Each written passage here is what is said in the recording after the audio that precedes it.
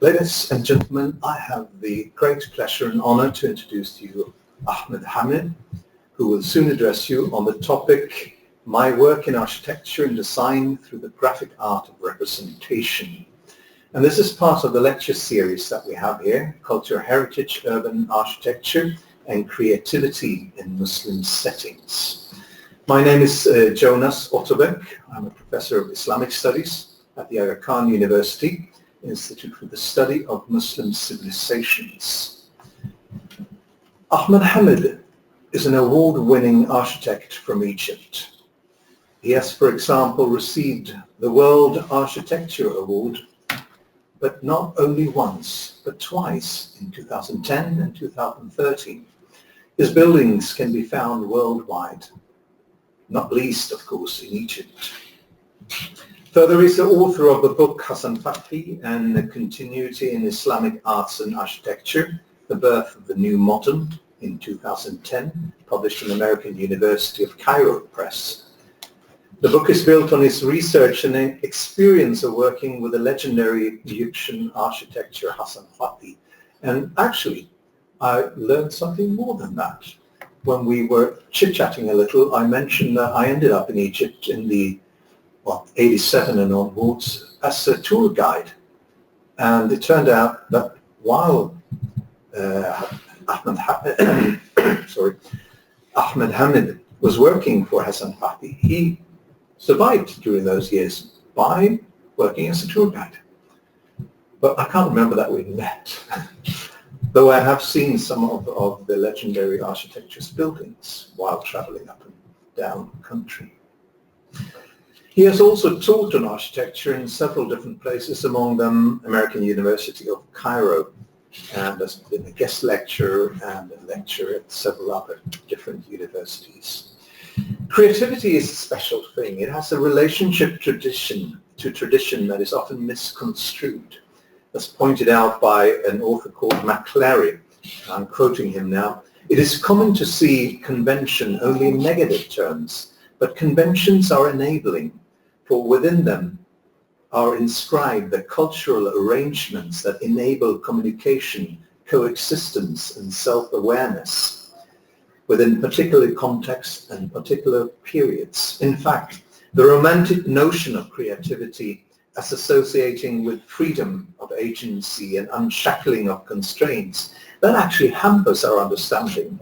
Instead, creativity is better understood in relation to prior discourses. Creativity need also to be understood in relation to communication, that is the choice of form, type of medialization, which often involves commercial actors, but also copyright laws or conventions and constraints, and that is without reducing creativity to mere reproduction or resembling. Now, architects are among those who have really understood this, and they have understood how to explore the relationship between romantic modernism and a more heritage-directed art. And they have, of course, quarreled a lot about it also. Therefore, I'm looking forward to taking part of this lecture and taking part of Ahmad Hamid's thoughts on his many-faceted work. So, without further ado, let me give the floor to Ahmad Hamid and give him an applause.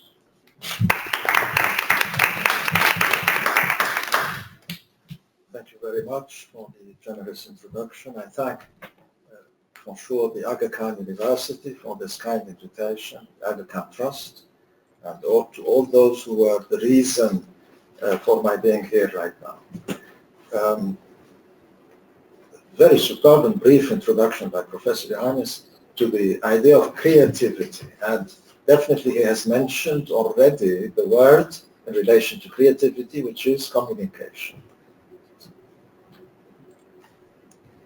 And in communicating the work, in communicating an architectural object and a design object, an artistic object, there is a language. And in our part of the world, there is a very sincere insistence that there is always meaning. There is no language without meaning, or it becomes ununderstandable and not communicable.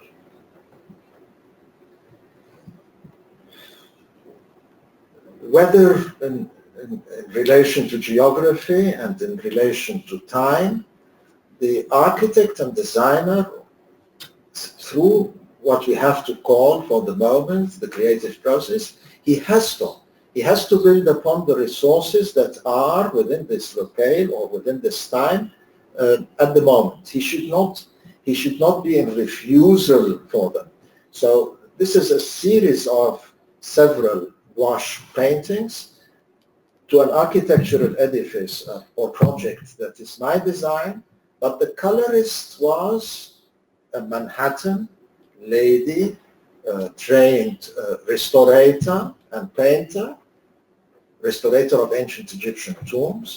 And our encounter, the cultural encounter, was coronated by this collaboration. And I was very reluctant and hesitant at the beginning, and whether it will turn out successful or not, and she as well. It was her first time. So building on that, she was in Luxor restoring the ceiling of an ancient tomb from the 18th dynasty with crushed stone and natural pigments. We came to a common understanding between us, and I think the result was very specific. It was a specific experience, not to be repeated again. We did not force it to be repeated, and it was one-off. And again, it was like building upon the resources that are available. If the late Jenny Lemert, who passed away something like maybe 8-9 years ago, was not there, we would not have had this artwork coming from the project. The client was not necessarily interested in the communication of the edifice as thus. It was us who was interested. There were other modes of communicating the project to the client. So building on that, to every, as the Arabic have a saying, very important, to لكل قوم مقام ولكل مقام مقال.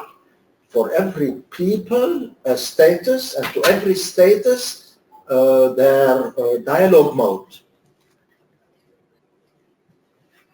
This was for, again, if we may say, an artistic rendering, but to convince a very distinguished and honorable client from the Middle East that coloring marble marquetry can have an effect on the seasons, whether it's hot, dry, or hot temperate, or cold and moist. Or so the four alternatives that we've presented were not just playing with color. We presented them because we had the opportunity maybe to make 4 cars for this client within his project, and to each car it was linked to a summer season or a winter season or an autumn season or a spring season. We see here, and this was an experience as well, exhilarating, and depending on the person who was available again, and he's sitting with us here in the auditorium room, and maybe it was his first time to produce an architectural rendering of this quality, but superb as it is, and with the cultural background that writing, coloring, architectural design, spaces are all one. They're not to be fragmented. So we got a calligrapher as well to write the writing, and we've produced the plan in a very vibrant manner. Vibrant in the sense that there is no overflux, let us say, to convince a client or to make things loud, but as is. If it's a vegetable garden, it's a vegetable garden, as it says here, حديقة خضروات. If it's a pattern in the floor, it follows the exact coloring of the tiles or the stone that we may use, because art and communication can inflate or deflate sometimes the idea. We always were keen that what we present as art, if it becomes beautiful, if it becomes picturesque, but there is no exaggeration that we are unable in the world of implementation to carry on. It has to be implemented.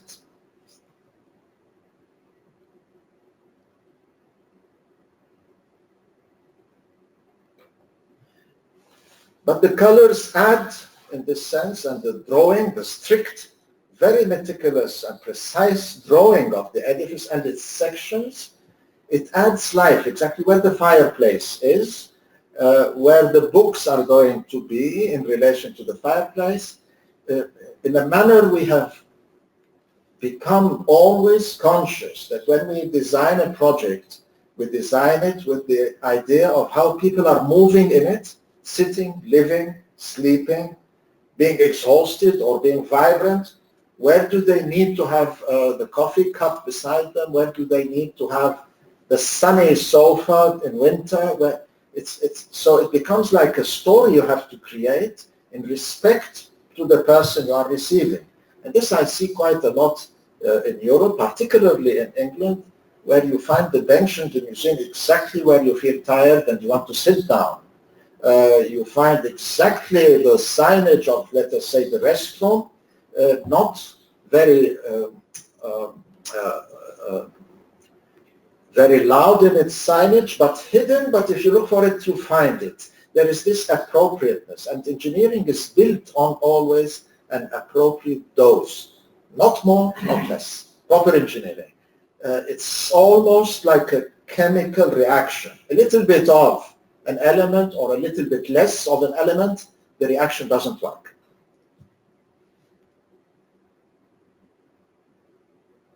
Funny though that it's a short elevation, but nevertheless our insistence on a vibrant color and a ground that is as well reminiscent of pharaonic patterning for grounds on frescoes or on murals makes whatever small communicative. I mean, a letter in vocal or phonetic language is not to be discarded. Each letter has its strength in language. So in architecture and design as well, no matter how small sometimes an edifice or an elevation or a project is, it can communicate a whole bigger meaning than its size. So you bring quality or a qualitative measure into the quantitative smallness, and that's the brilliance of the design field.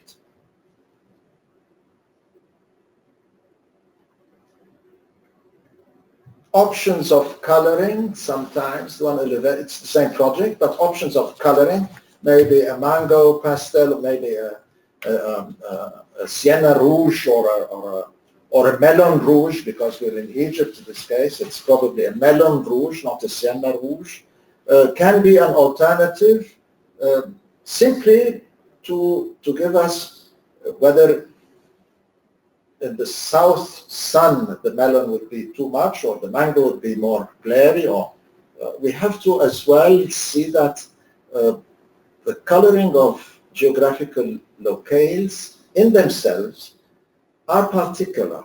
This is why for some reason aquarelle, watercolors, transparencies and layers were born in Europe, not in the East. In the East it's more gouache and straight coloring, layers of coloring that are plainer. And in some cases we will see that even in the East they did without the shadows and without the shades.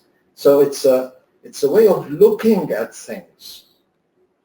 But definitely the wintry, cold, rainy Europe is like layers and layers of reflected colors, and hence the aquarelle or watercolor was born. On the plan level as well, which I insist is very important in our business as architects, the coloring of the plan indicates that the plan of the project is full of courtyards. It's not masses grouped together, but it is a punctured project with courtyards, light wells, and so forth. This was for a golf course clubhouse, and we see how well it sits in a very mild setting of a golf course. And it's straight, clear that we do not want it high, and we want it to act like a ship that the golfers look forward to having a rest, a break, and a drink and there is an insistence in some of the elements as well that it's like a ship.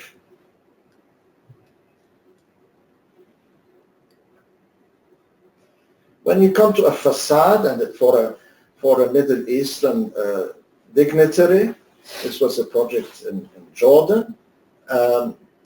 Nevertheless, we've infused a bit of what we would like the garden, the scape, the coloring to be. And this can have an effect on the client or on the maker, the contractor or the mason or the carpenter. It's a whole atmosphere. Especially here that the garden, we would like to have an Islamic garden since the very beginning. So it's not an English garden, it's not a French garden, it's not a Japanese garden. It has streams, it has basins, and it has a limited surface as well.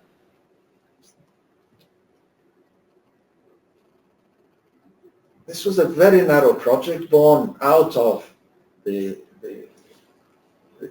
townhouse module, whether in Andalusia or in England or in the Mediterranean basin. And our communication here was, no matter how tight the scale is or the width of the module, even if it's 6 meters or 6 something, the courtyard in the middle can be effective. So when we drew this, it was just for us as well to make sure that we did not make a mistake somewhere.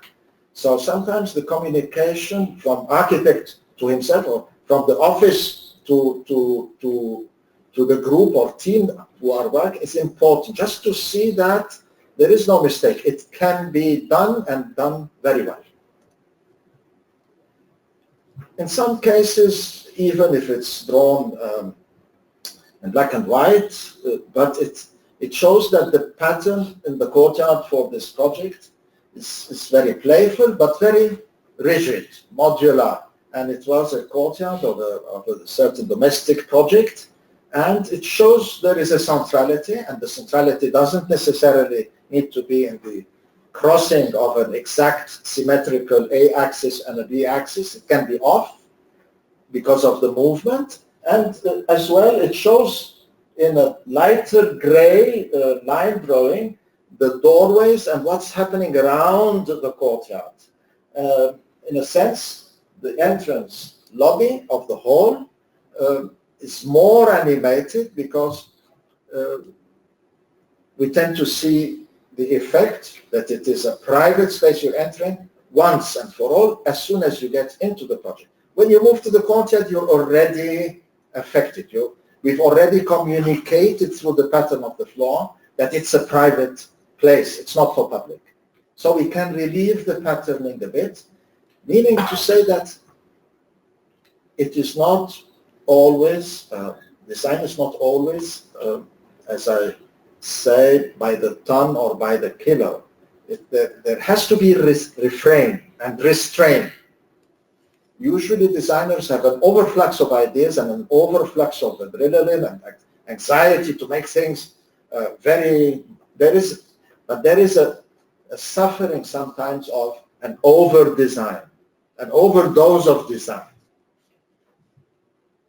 So here is exactly what I mentioned earlier, that the entrance lobby has a different light value, has a different pattern value, but it indicates in the flow that the courtyard coming ahead has a completely well-lit space and a very different flooring and a very different approach to it, although they belong to each other. But, of course, it is important here to see that we have hidden a bit the courtyard. Here comes the courtyard in full light, and the light we have projected here, we know that it will be cast. It's not like, let us say, a northern wall where there are there is no sun cast on it. No. The sun will be cast in this manner, and the shadows and shade are almost to what nature will provide in reality. This is another mode of drawing, but it simply just animates the strict line drawing of the facade, so we understand what's protruding, what is receding, and a little bit of color quickly. It was not a great art piece, but it communicated what is wood, what is metal, what is, let us say, stained glass, and what is plain plaster, and what is marble.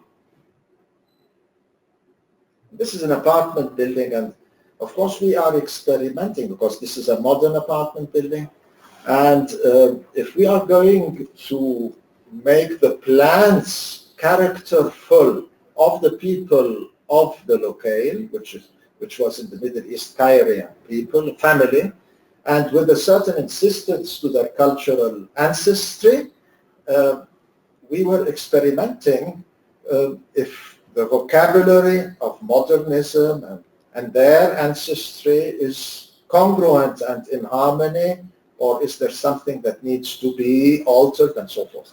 So we are going to see in a while some sketches that show that the idea of sketching or imaging is a continuous and very rigorous process, but it helps us identify the dosage and whether the idea is appropriate or not appropriate. Sometimes the drawing and the representation is important for the communication of the team before the client or the contractor or the maker. This is again a garden in this case, but the zones of the garden, whether maze, whether children, it's a children's garden.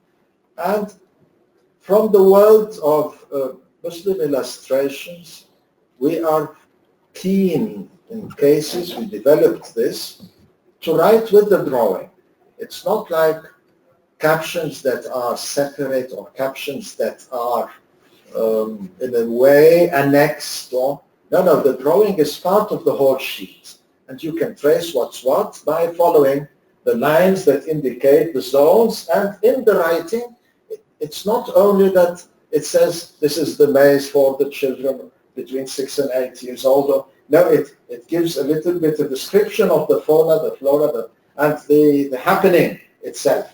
So we developed this a bit by bit, that sometimes the drawing sheet becomes like as if it's a page from an illustration book. Picture and writing, the architecture of the design story with the picture, with the drawing.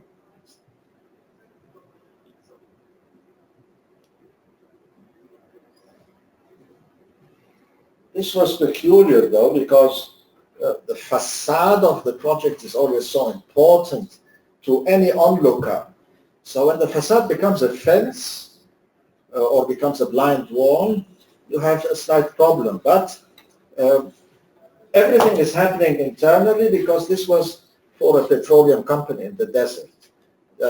So we have an opportunity here to make the walls completely blind, as you see, and there is just the archway that takes the jeeps of the petroleum company in and out, but everything happens in the interiority. It's like a castle.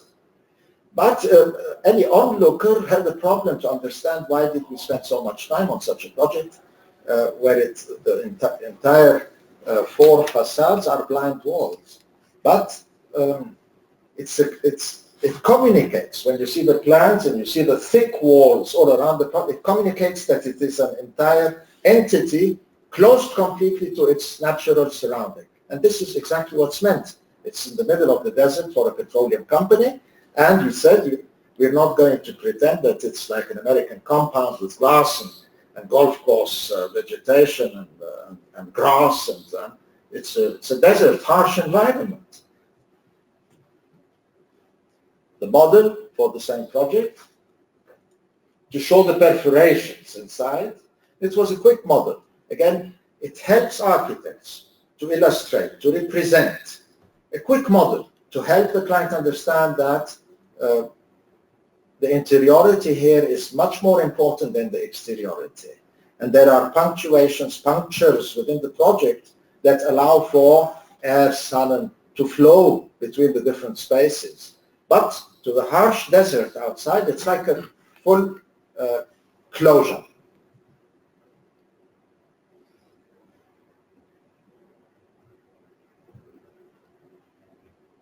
This was for Muscat, Amman, and again done in a in a freehand style, but exactly following the lines and projections of the plan.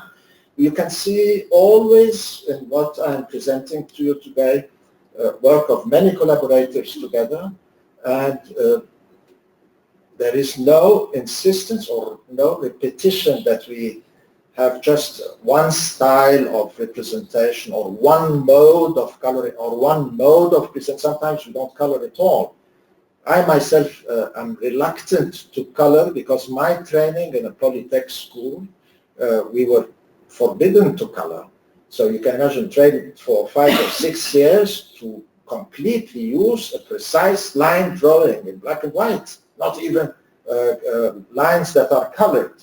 And this is very important for the training of architects, I have to admit. This was interesting because it was for a cafe restaurant on a beach resort. When we drew the facade for the cafe, somehow we found that the client is discussing with the architect, what do you think we should serve in the cafe? Okay, it's none of the architect's business. But we said maybe a burger and milkshake, and people in this resort are a bit Americanized in their mode of pleasure or so forth. So we started to put on the facade the relationship between the coloring and the facade materials and the milkshake and the menu.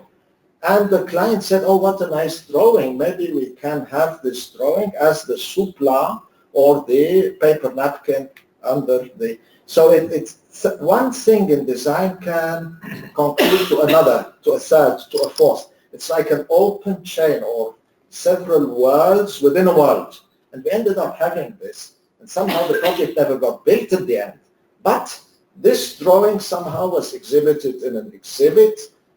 Very honored to be the maker of this exhibit at the most distinguished gallery in Cairo. And this is very rare in Cairo to have an architectural rendering exhibit, very rare.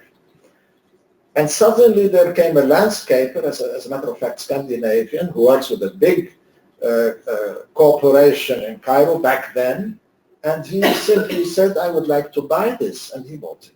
So it's probably somewhere in Scandinavia now, and it started with a client on a beach resort in Cairo. So this is the nature of the creative process. It can as well travel, communicate to a world completely remote from the initial world to which it was intended, or to the initial context to which it was intended. Night, go back please, I'm sorry. Night, sometimes we need to see the project by night with the fenestrations yellow, not necessarily. The green becomes darker, becomes blackish green, and so forth. Again, quick patterning and coloring to indicate that the entirety of the surface meter of the project is not closed. It's not a hermetic building. It's a building that is punctuated by courtyards and wells and light wells and service wells as well. It is not an entire building over the entire surface meter of the project. The colorist here was the first time to work with me, and I was stuck. We had nobody to color, and the client requested that the project is colored, and he was introduced like at 12 o'clock at noon, and we had to deliver at the evening because by dawn next day I was traveling with the project. And somehow he was very over anxious and over keen to please the project and the maker and everything. So, alhamdulillah, that by mere chance I came back after 2 hours and had a look at what he's doing. I said, no, keep it cool. This is architecture. It's not a painting for a family portrait or a nice sunset. So this is after we calmed it down completely, and it took some adrenaline because I didn't want him to be upset, but he was like making a painting as if he's going to put it on a billboard on the Cairo-Alexandria Road. I said, you have to calm down. It's just the architecture has to become first. It's not the sky nor the sunset nor the... So after a lot of effort, we calmed down the sky, but I like it. At the end, it became a very dramatized sky for the project, and the again, we chose the title this time, and we chose the calligrapher and the style of calligraphy. And it became a piece where the calligraphy, Mr. So-and-so's sky, and the architecture acted as one. This was another, same project, but another color scheme using that we had to project another facade as well. Same project, same architect, same geometry, same everything, but it's a different color scheme. And it's of course, the colors are not chosen whimsically, but in their tradition, the colors exist. We look fervently at books, at ancestry, at traditions, at prototyping, archiving, and we say that there is a tendency for this instead of that. It's not a whimsical, let us say, yellow that was born because there is a yellow period in the mind of the architect or designer. They have a certain insistence because of a stone, of dealing in saffron, of some reason that yellow appears in their culture and in their architecture, indigenously. The sketch initially, there's a certain image which is extremely important, that this image carries on during the project. But the image is usually holistic and complete. We visited with my assistant son a couple of days ago, I think it was yesterday, if I'm not sure, the amount of walking we do in London makes the days like triple. So maybe it was yesterday, but we visited a beautiful exhibit in the Japan House, and I read something down from Tokyo University on what annotated to one of the projects that is exactly my thought and my writing in somewhere, that the image is holistic. It's not part by part. It's not a collage of parts. That the image is holistic. That's the whole mosque and minaret and everything. Of course, we have to, during the rest of the project, take care that it stays, but maybe some proportion changes, some placement changes, but the image stays. As I do say earlier, that when the baby is born as a fetus in the mother's womb, he is born holistic. It's not like in the 4th month he adds hands and in the 6th month he adds feet. No, he's holistic. He grows holistically. It's not by part. That's another option for the same project. Go back, please. Yeah. Instead of one major dome, maybe there can be 3. But the coloring, instead of the minaret that is, there can be a twist and intertwine. I'm experimenting. I'm finding through the illustration the right measure of coming. Both of them are valid, or the 3 or 4 or 5 options can be valid. But which one is more convenient to the budget, to the client, to the locale? This is the product or the resultant of studying the illustrations and sketches all together. And then we have a pin-up wall, we hang them, we leave them for a while. Some guests might come and say, what is this horrid project, or what is this beautiful project? We take it seriously. We ask him, why do you say so? And we take it seriously.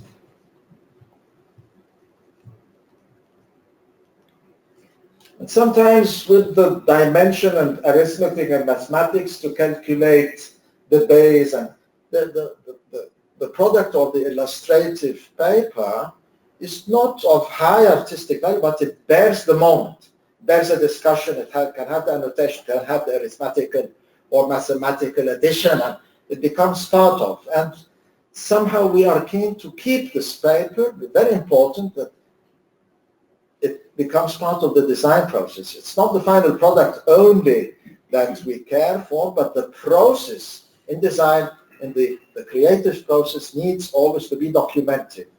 Sometimes we have scribbles that are on napkins of restaurants or on small notebooks that belong to a hotel where we were staying for a night or two. They're all important.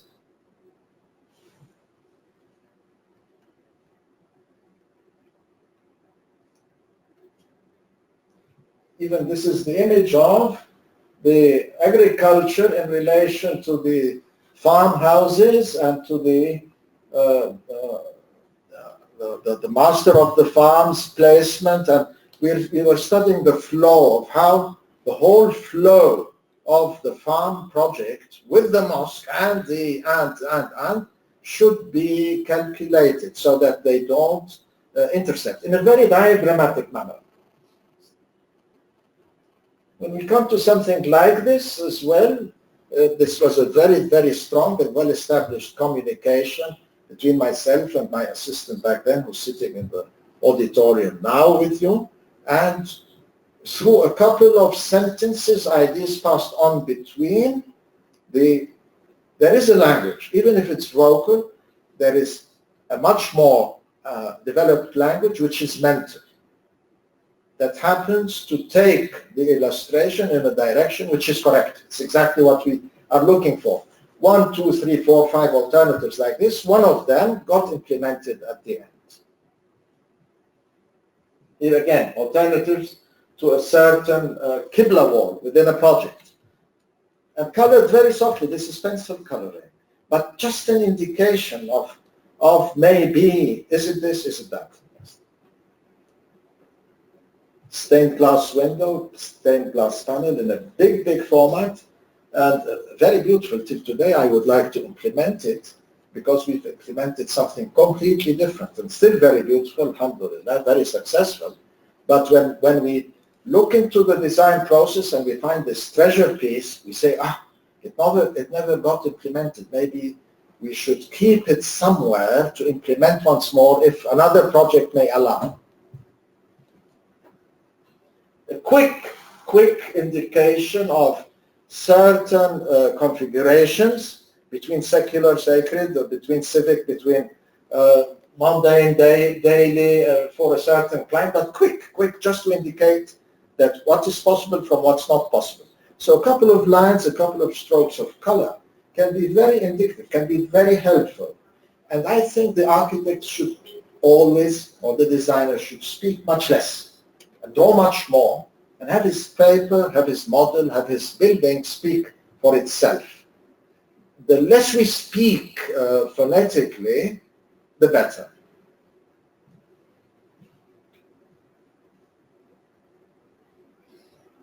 The plan is clear here that it shows a strata because of the inclined terrain. There is a stepped terrain, and each stepper is either for agriculture or for until the inclination. It's clear in the plan, but it helps us as well to see how many trees are planted, to see if the configuration of the water storage, because there is streaming here, as you see. The planning system itself is reminiscent of Andalusian planning and Muslim planning all over the world. It's clear. It's not a house edifice, insular, standing in beautiful greenery. This is not the climate we have.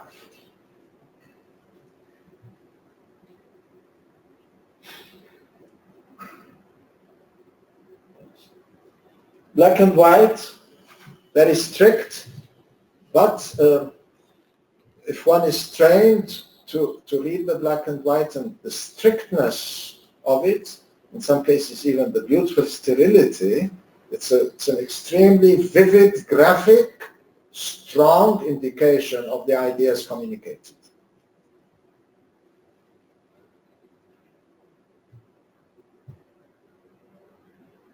Planning methodologies, planning configurations, and again, they are all planning methodologies and configurations born from our culture, from our locale. And we can detect this before we go into more studies or more explanations phonetically by the graphism of the planning, different neighborhoods and so forth. And there are diagrammatic images here quickly explaining. That's the pleasure of the creative process lies in a lot of abstraction. So people and universities today they miss the point that abstraction is the tool or the container that helps you carry history with you forward, or else the baggage becomes too much excess and you leave it around the first corner. But when you abstract it, it becomes light, it becomes pure abilities within your shoulders and the muscles of your arms to carry this container with you through abstraction.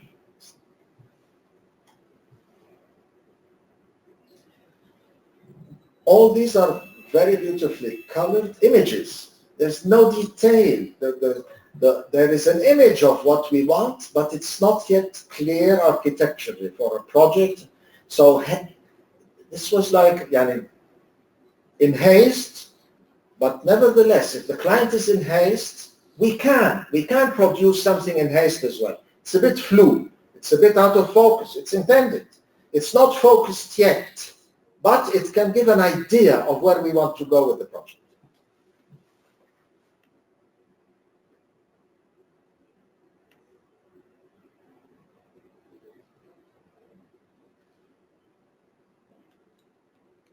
Same project, but the pleasurable items lie in the contrast between light and shade, between the color and, between the private and. It's not it carries already that we are not going to make this project in grandiose materials. The pleasure doesn't come from the grandiose material, it comes from the atmospheric material. This reminded me today, I was in the Burlington Arcade after 30 years of not being there. Please come in. And what a pleasure. When I saw this today, I thought that it has, the Burlington Arcade has affected my image making since then. There's nothing particular that is carried or imitated from the Burlington Arcade, but it's this shaft of light and you see the sky on top. That's enough. An abstraction of the Burlington Arcade. It wouldn't be correct to carry the Burlington Arcade and put it somewhere in the Middle East. It wouldn't be correct. But when you enter, let us say, in Milan, the fabulous Emanuel Galleria, it's a beautiful space. You can carry it with you through some illustration or some diagram to a project somewhere else. But to make the Galleria itself somewhere else is a mistake. So you get sometimes people who say, we would like to have pyramids, we would like to have Sphinx Hotel, we would like to have an ancient Egyptian temple for our, this is not our business. As a matter of fact, this was a project for the Aga Khan Trust in Cairo, and this was an image full of planning systems behind it, but that was one image. We had a meeting concerning it, and it was a very interesting conversation. And although it is in pencil, although it is done in haste, but to scale, the conversation stayed for something like 4.5 hours. Eventually, this was for insisting that through this illustration and the planning systems that were done all in freehand as well, that it is possible to continue building and developing in an old city like, let us say, Cairo, because the Aga Khan was involved in the Darb al-Ahmar, in a manner that continues the language and conversation of the people who built the city maybe 1,000 years ago, with no rupture. And this was again some project, again in the heart of the old city of Cairo, and it was for a hotel, and it was one of the illustrations to indicate that the conversation can be continued there. There is not necessarily a rupture where we say modernity is and history was. No, no, no. History can be with us, continuous, but it has to give, not in a historicist sense, but it has to give birth to a new modern, as it happens to be the title of the last syllable of the title of my book.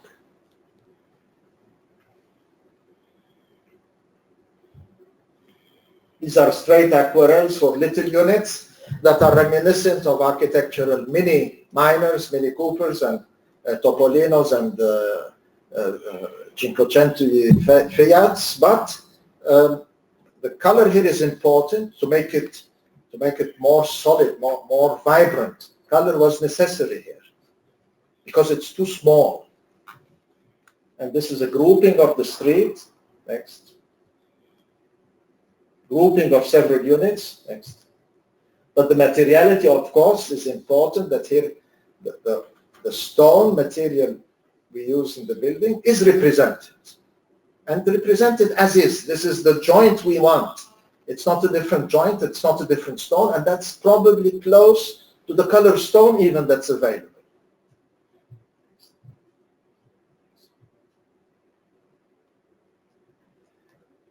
There will come a photograph later that I have seen some time ago in Luxor, and it's still there, for a very beautiful turquoise peasant house with rose bonbon color for the shutters. Peasant house. And this image stayed with me.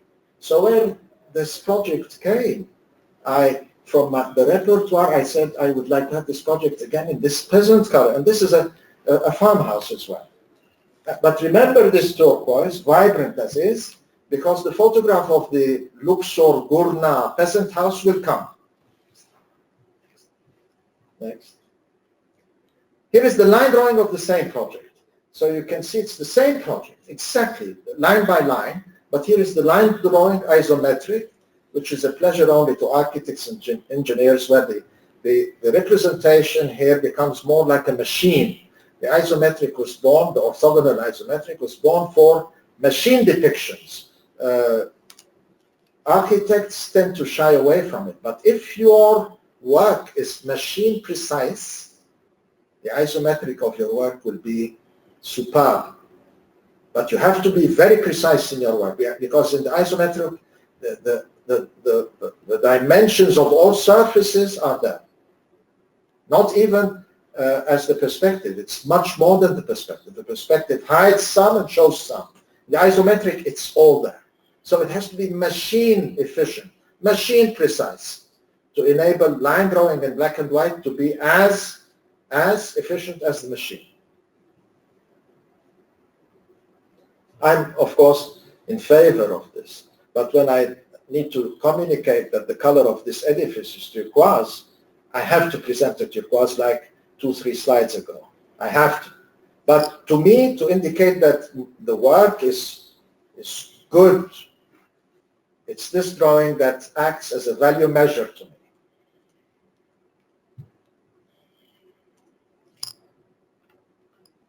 The sketching process shows that there are elements that are important in the design process, in the mental process, in the visual communicative process that we need to bring forth. So you will see, like, I got this, like a dissection of one of the projects of how it passes through several phases until something matures or materializes.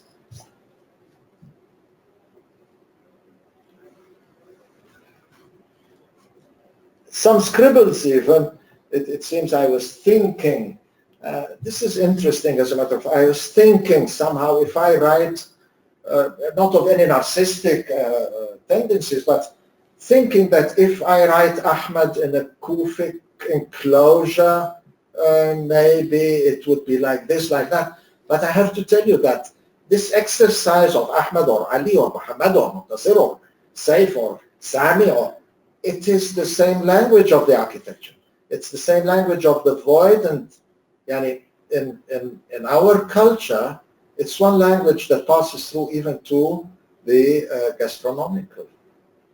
We were discussing a couple of days ago, this was funny, because we were in an Italian place having breakfast. This was very funny, but alhamdulillah, it ended well. And we were eating a tuna sandwich. In the morning, I said that he made a mistake. He didn't get the tuna sandwich. He got the guys. There is no tuna sandwich. He said, no, there are 2 tuna sandwiches. So I opened the sandwich, and there is tuna. But I'm accustomed to an extra dose or extra buzz of taste. Maybe a squeeze of lemon, some pepper, some garlic. It didn't taste tuna. So, meaning to say that from architecture to calligraphy to gastronomy, it's one culture. It's one communicative message that with a diverse and multiple syntax. Here it's solved. And probably when it's solved, the Ahmad Kufic exercise, the building was solved as well. And they got solved together as one led to the other. Like in gymnastics, maybe you're training your torso, you're training the shoulder, but you should train the whole body together, and then suddenly you are relieved from, let us say, the back pain or the lower back pain or the knee pain, because the whole body worked together. Important to see sometimes in the sketch that there is a man doing something, sitting. Maybe you can go back, there was an interesting man sitting on the bench in the shade. And here he is. Something very insignificant to the drawing sheet itself, but to the designer it is very important. There is a bench there in the lodge for the man to sit in the shade and see the courtyard that has the fountain. Next. Here is the bench. In this one he stood up, but this man that we sometimes place right and left, he's the hero, he's the storyteller.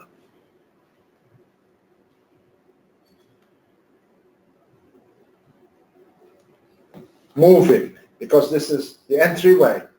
Next. Here is the fountain. Next. Here he is sitting. It's just a couple of scribbles to indicate that you've thought of him. You've thought where he would like to sit, how he would like to move. Is he moving in a height that is disturbing? Does he need a balustrade? Or it's a height that can take an open-air passageway without a balustrade, and so forth.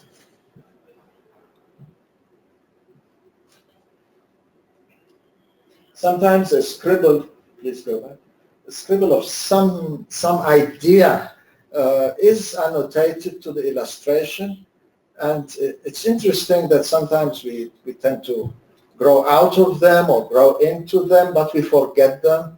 So you look back to the illustration and you remember, I wrote this then, and somehow it meant this or meant that. It's a document that documents a whole moment or a whole period.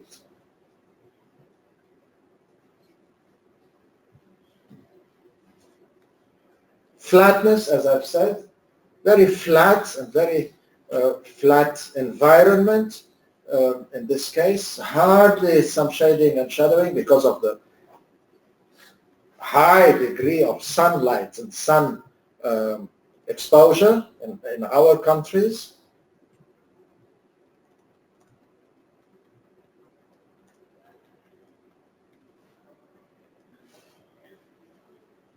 This was a house that was on the Nile and on one of the islands. But you see, it's very important just to draw the scale of the motorboat, the quay, couple of scribbles just indicating that this is the water side. The other side would be the rest of the vegetation of the garden. And next.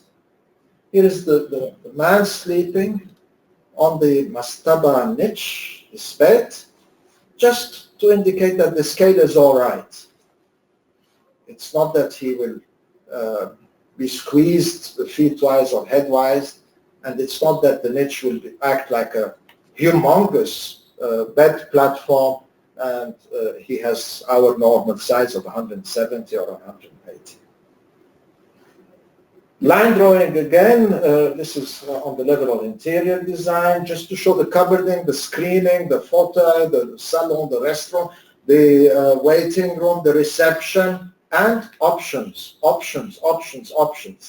Within the hand of the designer, space becomes like a very malleable materia until it gets crystallized, frozen at the mature solution.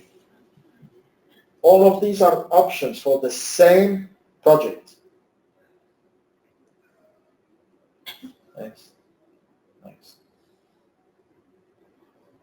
A beautiful illustration from a collaborator, again, the same collaborator sitting with us in the auditorium.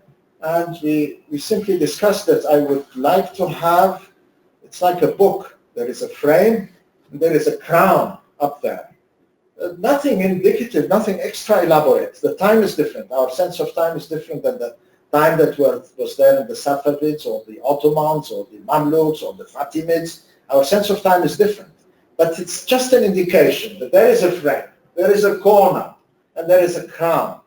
And the whole catalog was presented like this. When I look at it today, the whole catalog is a piece of art on itself, else than the project or else than the details. And again, the project was there, this was an option, and there is a lot of writing explaining to the client who's going to receive the catalog what's happening.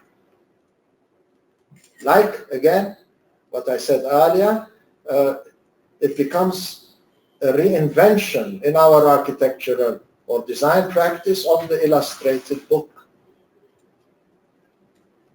Illustrated books can be for big children. They don't need only to be for small children. We can be the big children and we can enjoy illustrated books.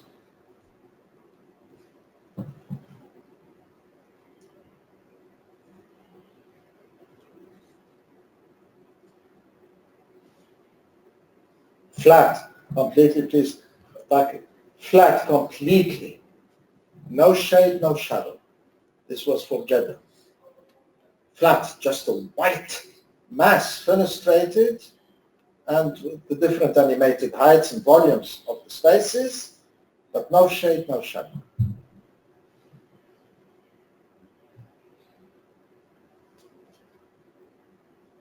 There is a couple there sitting in the dark shade of an arcade on a mastaba. The mastaba is there. There is some others there. Next, please. Next. Next. Next. From the miniature world and doubly from ancient Egypt, we've learned that geometry can be unfolding. It doesn't come from the Western education or the Western mode of mentality, but this is more cinematic, that you have the walls unfolding. You can fuse 3-4 drawings together in one, as we see that the car comes through here. There is this beautiful fountain and central piece with one tree that has to have foliage and some fruits or some flowers at a certain season. And there is this, let us say in this case, maybe an indication of a pinkish or a fuchsia-like type plaster. And then there is an archway for the car to be hidden here in the garage area. And the entrance of the house is here. And obviously there is a walkway to the door somewhere here. And these are the different heights and so forth. No shadowing, no shading, but a complete unfolding of the entry courtyard that is as important as the house. This is the back terracing and garden, and we see that we would like the garden to be dealt with. A singular beautiful tree is placed beside it, as if it's the museum of trees, but singular, one tree of each kind. And they would act simply like a borderline to the different terracing and so forth. And here, above, there is the courtyard at the back of the house. So there is somebody waving here. We can wave back to him if you want. But it is more cinematic. It has a multi-temporality and a multi-placiality all in one drawing, 2D. Thanks. Here we had to, it was a beautiful drawing where we had to cast from up high, because this is a very high shaft in a car project of ours. We had to cast through the grill. What if the sun enters? What what kind of walling, what kind of shadowing would be received, and what kind of coloring. It was atmospheric, but not too atmospheric. When today we work with the digital world, we can feed in information as if it's real. I'm not very comfortable with it, because the image in its dreamy state, in its fluid state, is always more stimulating than the real. It's stimulating to the onlooker, to the maker, to the contractor, to the worker, it's stimulating. And in our work, stimulation is very important.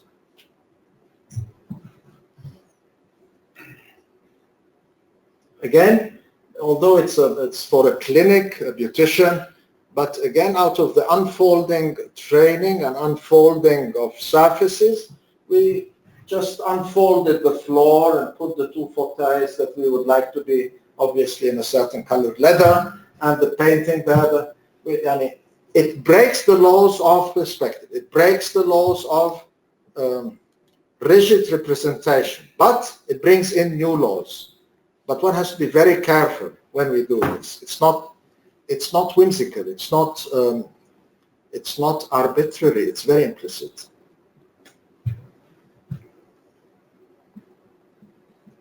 A beautiful illustration of a detail that happened to have taken place as well and implemented. But it shows that we have something in mind to present for the project that comes from some place, remote in history, remote in place, but through abstraction we can carry it with us.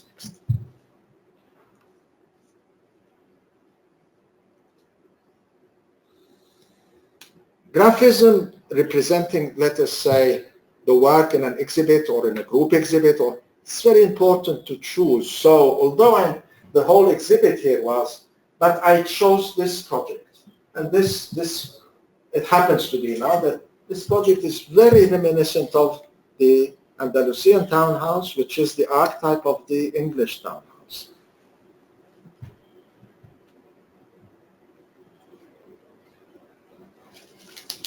I had the honor of being part of the faculty at the American University for some years, and every year the faculty had to show their work to the students as well in a faculty exhibit. And the collaboration between the faculty was not necessarily needed, but the grouping simply of the work together showed the direction of each professor. How is he worked? This was fresh cream. It was very nice. It was fresh blood, fresh work, but it allowed always the faculty to present to the students what are they engaged with this year. To invent type, I had this relation to inventing a font type since a long time ago. But it belongs to, again, the world of design, architecture, and the photograph. And this was one of the early contemporary photographic exhibits. Thank heavens I was the cause of curating it in Cairo. Contemporary photographs. I have to admit this is my training. It's strict line drawing, black and white, and that's it. And this was my first card announcement in my private office, the very first one. And it's concerning architecture, interior and furniture design. This was a period where we had zipper tone letters, where we had to glue them letter by letter and take care of the original so that the zipper tone lettering does not fall off. And I hope in our archival system we don't find that the zipper tone fell in the drawer and left the sheet up till now. But it's a process. All the time spent in the creative process is not meaningless. It's sometimes to save time in the creative process is against it. There is an anomaly. It's like cooking. There are dishes that cannot be fast. They need to be on low heat. They need to be tasted once, twice, thrice after maturation. This was a photographic exhibit of my work. This is the announcement. Here is the house I told you about. It's the same turquoise. I saw this house back in 1970 something, and it stayed there. This peasant has such a fresh, lively, super artistic ability. He chose this beautiful turquoise, and what more? Look at the color of the shutters and the woodwork. Just marvelous. It's out of an Yves Saint Laurent pattern. And he's a peasant in Upper Egypt on the west bank of Luxor, not on the bank where the train is. So his exposure to modernity, to cosmopolitanity is very limited. But when the opportunity came, I used it. Although it's his invention. Regarding the authentic vernacular indigenous is always beneficial to the designer, always. Maybe not directly, but again, it helps him abstract continuously his surrounding. It's the barber shop in rural Egypt. Just in the air, but there is soap, there is a brush, there is water, there is fresh water, and there is the razor. This is his barber shop. Just against the mud brick wall, and even the neighbors inside have put their mattresses to air and sun. But it's a barber shop, it's complete. It might not be the barber shop. There is one very close here while coming. Such an institute. But he does fully the function. It's a record. Very important just to remember or to see or to observe what can be learned from such a shot. Next. Yeah, here it is. And they place some wild, a big lizard, it's called dub. I don't know the name in English, for the evil eye above the doorway. So although he evil eye, but everybody I think in the area would have looked at this beautiful vibrant coloring of his. A friend of mine who knows how much I like this photograph and this house sent me a couple of years, maybe 2 years ago, a new photograph that he is still there, the same house, same coloring, a bit renovated, a bit different couche with a different slight tone, but the same colors. An announcement poster for a very early lecture in American University, but I was, the designers, some people think that always they are so cocksure of themselves, and it's not correct, it's not correct. It made a surprise to me that a friend of mine attended this lecture, and he called me the next day. He said, you know, I have to ask you something. Can I have a poster? I said, yeah, but there were many posters outside the lecture hall and in the courtyard of the university. Why didn't you pick one? He said, I have to tell you that there was one that I've made a mental note to pick up on the way out, but all posters were grabbed by the students and the attendees. So I said, what a surprise. Was this poster so successful? He said, to myself, but he said, I just need one copy. Do you have a copy? I said, yes, I have a copy. I'll give you one. But else, if the lecture was successful or not, but I was very, very glad that Egyptian professors or the American or whatever, and the students, attendees, were fond of this poster, and it became a collectible item now. This was an invitation for a textile collection of mine built on the works of the tent makers, where a distinguished book by Sefer Rashidi on the tent makers of Cairo is just out 2 months ago from the American University Press. Here is part of the graphic, graphic announcement that the group exhibit of the faculty consists of, so and so. But it's a nice piece of graphics. Although there is no intentional collaboration between the 8 or 9 professors.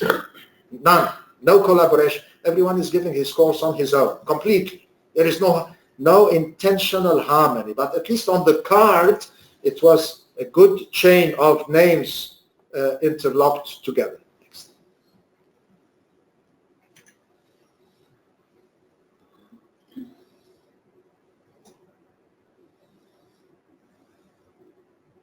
I created a Bauhaus week or a Bauhaus event in the university.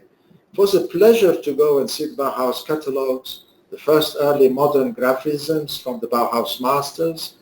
And I was not remote really to the Bauhaus school. I had the honor of working with Birgitta Peterhans, who's the wife of Walter Peterhans. I was her first assistant, while she was part of Skipper Owings and Merrill, working on the World Trade Center of Cairo.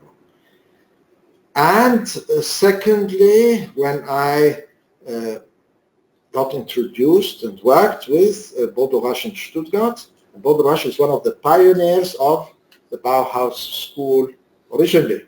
And there is a Bodo Rasch senior who passed away some years ago, and there is a Bodo Rasch junior. So I went back to the catalogs and saw their graphism, saw their mentality, and again, in continuity to the conversation with Bauhaus, the poster was done. We did not try to Islamicize or culturally tattoo the poster with a locale or a time. No, it's a Bauhaus, it's Bauhaus. So why should we?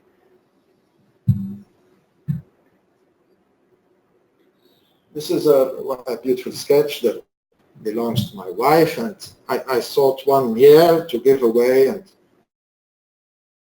give to our clients and friends that we would use such a sketch. It's not people had a reaction.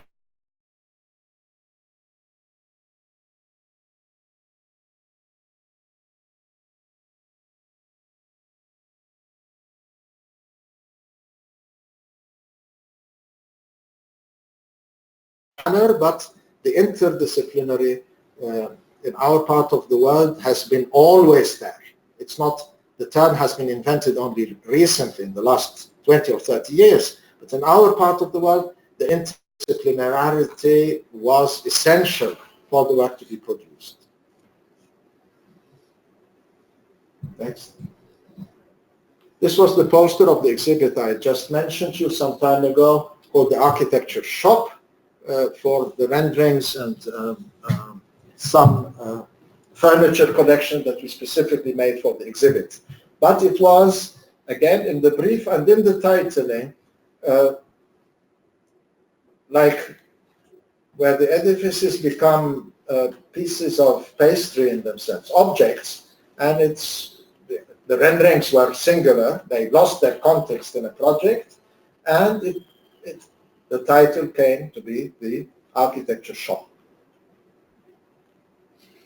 Announcement in universities to certain courses.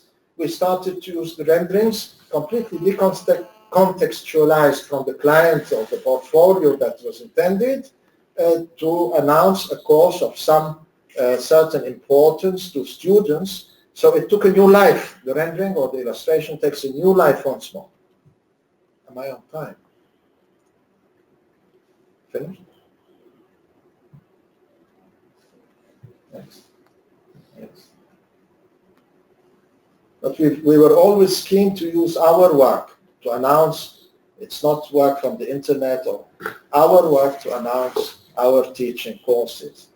And as a matter of fact, today, my teaching is born out of my practice. I'm a professor of practice. This is my PhD. My practice is my PhD. It's not an academic PhD.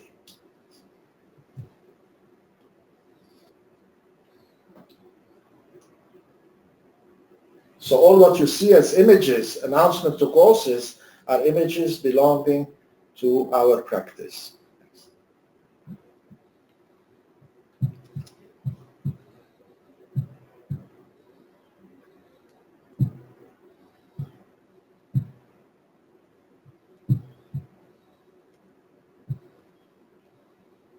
some time ago, 85, but going back to where we started the lecture, that the illustrations, the representations, the work itself always has to carry a meaning. So back in 1985, I was commissioned by UNICEF to design a cover for their catalogue because of a friendly relation with one of the directors. And he thought that a designer should do their catalogue. And it was a voluntary piece of work, but since then it was like for child care in Islam, and where every child bears the potential of being an institution himself.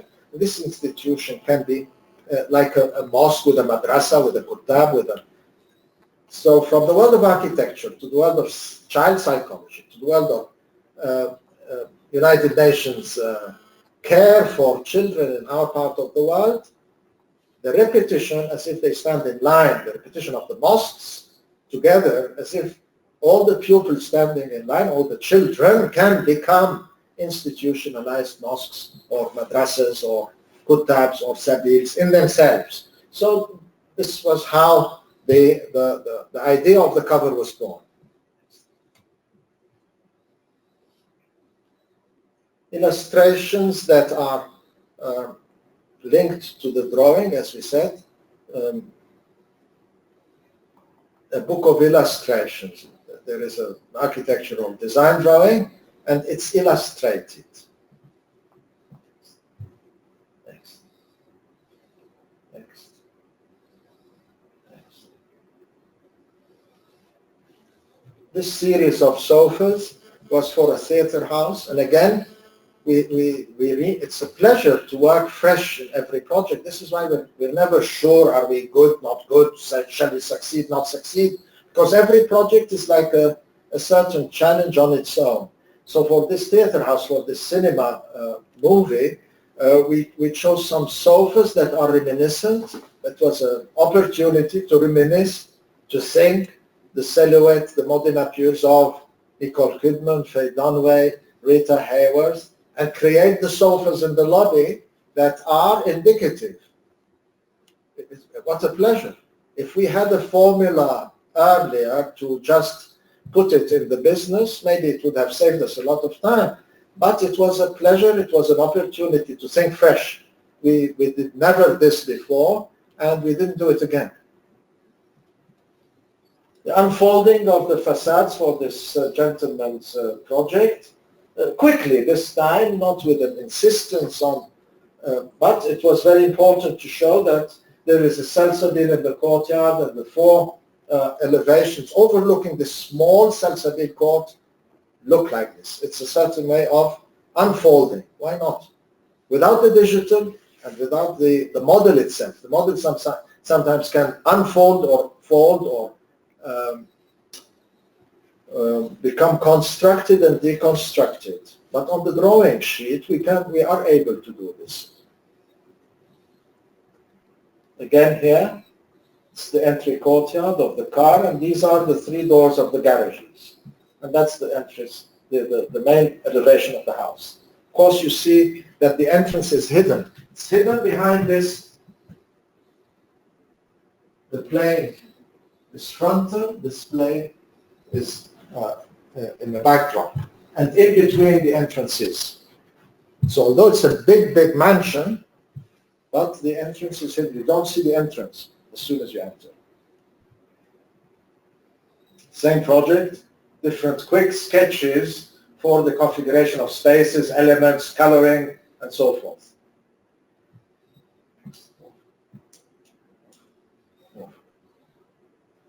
For a project that has tight elevational backdrop to observe, we chose to do an isometric, an aerial isometric here, to indicate to the client where we need to insert our project. Next. Next. From this was born a very beautiful collection of lamps. They're called platonic solids. I was very glad in Japan House yesterday to find platonic solids as a game on paper, sold for grown-up children like us, architects, and for small educational, pedagogical toys for children as well.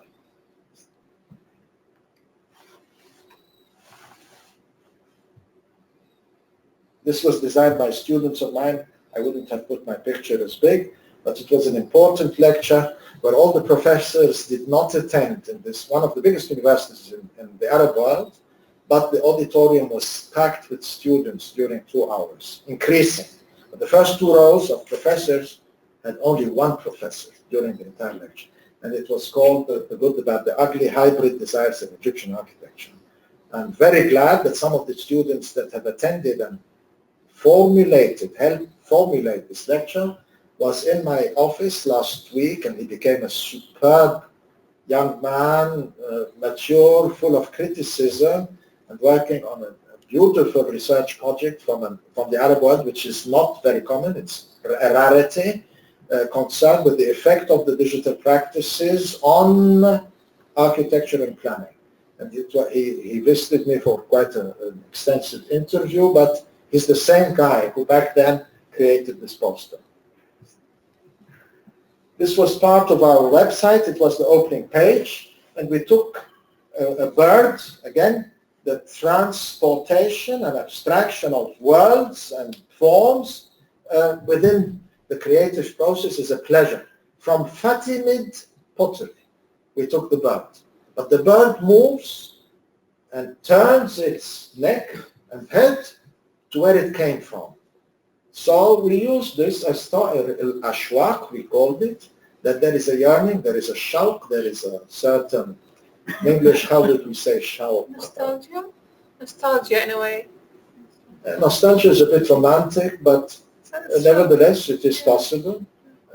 That turns his neck every while flying forward, he looks backward. And this is reminiscent of the vectorial direction of our work. We move forward always, but once in a while we just have a scent or a whiff from our past to enable us to continue, as we say, in the same language, in the same communicative dialogue, so that there is no rupture, there is no end to the dialogue with the ancestry, with the history, and with the rich repository that we're left with. We cannot say that we should put it in the museum and go and watch it. We should really live it. And this was written simply to indicate on the cover page of the website our main idea where history, future, and present are one. This is a scribbly something, playfulness of the name in a sultanic tughra, like the Ottomans, but in a relieved, abstract, minimalist, edited format of a tughra. I thank you very much. I hope I'm on time. There were too much visuals maybe, but sharing with you some ideas. I think